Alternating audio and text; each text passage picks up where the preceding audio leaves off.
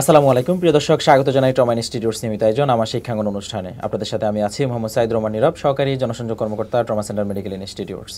আজকে আমরা কথা বলবো দন্ত চিকিৎসা নিয়ে। এই বিষয়ে কথা বলার জন্য এই মুহূর্তে স্টুডিওতে উপস্থিত আছেন ট্রমা ইনস্টিটিউট অফ মেডিকেল টেকনোলজির একজন শিক্ষার্থী। আমরা সরাসরি পরিচিত হয়ে নেব তার সাথে। কেমন আছেন? আলহামদুলিল্লাহ, ভালো আছি। দর্শকদের উদ্দেশ্যে আপনার পরিচয়টা দেবেন। আসসালামু আলাইকুম, আমি Mohammad Shoaib Hasan Rifat, trauma institute of medical technology 2024-25 সেশনের ডেন্টাল ডিপার্টমেন্টের একজন ছাত্র। আপনার হোম ডিস্ট্রিক্ট কোথায়? জয়পুরহাট। আপনি কোন স্কুল থেকে পড়াশোনা করেছেন? বরৈতলিহাট উচ্চ বিদ্যালয়। রিফাত, আমাদের অনুষ্ঠানে আপনাকে স্বাগত। আচ্ছা, চিকিৎসা ক্ষেত্রে অনেক শাখা আছে, আপনি কেন ডেন্টাল শাখা বেছে নিয়েছেন? অন্য কোনো শাখার প্রতি আগ্রহ জন্মায়নি? আসলে মুখ ও দাঁতের যত্নে মানুষ যে কতটা অসচেতন সেটা খুব ছোটবেলা থেকেই লক্ষ্য করেছি। দাঁতের সমস্যা থেকে যে বড় স্বাস্থ্য সমস্যা তৈরি হতে পারে সেটাও বুঝেছি। তখন থেকেই ভেবেছি এই জায়গাটাতে কাজ করতে চাই। এই ভাবনা থেকেই ডিপ্লোমা ইন ডেন্টাল কোর্সে ভর্তি হওয়ার সিদ্ধান্ত নিই। আচ্ছা, অনেকেই মনে করেন এই কোর্স শুধুমাত্র দাঁতের স্কেলিং বা দাঁত তুলেই সীমাবদ্ধ। আপনার অভিজ্ঞতা থেকে বলুন, এই কোর্সে আর কি অভিজ্ঞতা অর্জন করা যায়?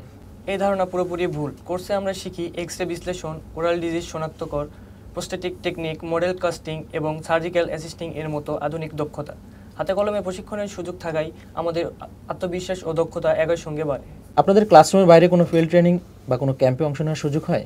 জি, নিয়মিতই। আমরা স্কুল, কলেজ বা কমিউনিটি পর্যায়ে দাঁতের সচেতনতা ক্যাম্প করি, দাঁতের প্রাথমিক পরীক্ষা করি, ব্রাশিং শেখাই এবং যাদের সমস্যা আছে তাদের পরামর্শ দিই। এই বাস্তব অভিজ্ঞতা আমাদের ভবিষ্যতের জন্য খুবই গুরুত্বপূর্ণ।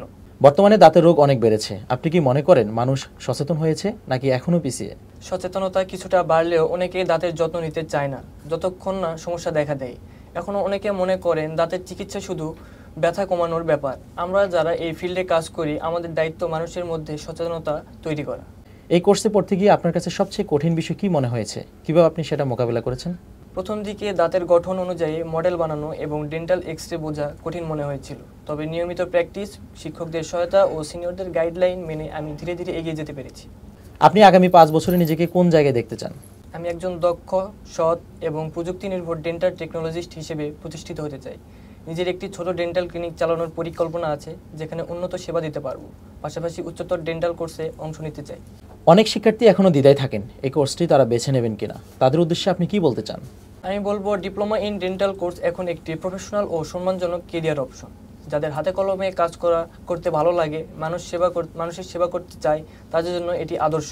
দ্বিধা না করে শুরু করলেই পথ খুলে যাবে। দারুণ বললেন রিপাত, আপনার জন্য আমাদের পক্ষ থেকে রইল অনেক শুভকামনা। আমাদেরকে সময় দেওয়ার জন্য আপনাকে অসংখ্য ধন্যবাদ। আপনাকে অনেক ধন্যবাদ। প্রিয় দর্শক, আজকের আলোচনা থেকে আমরা বুঝতে পারলাম ডিপ্লোমা ইন ডেন্টাল টেকনোলজি শুধুমাত্র একটি পেশাগত কোর্স নয়, এটি একটি সামাজিক দায়বদ্ধতা। সবাইকে ট্রমা এমটির সাথে থাকার জন্য অসংখ্য ধন্যবাদ। আজকের মতো এখানেই শেষ করছি। দেখা হবে পরবর্তী পর্বে। ততদিন ভালো থাকুন, সুস্থ থাকুন।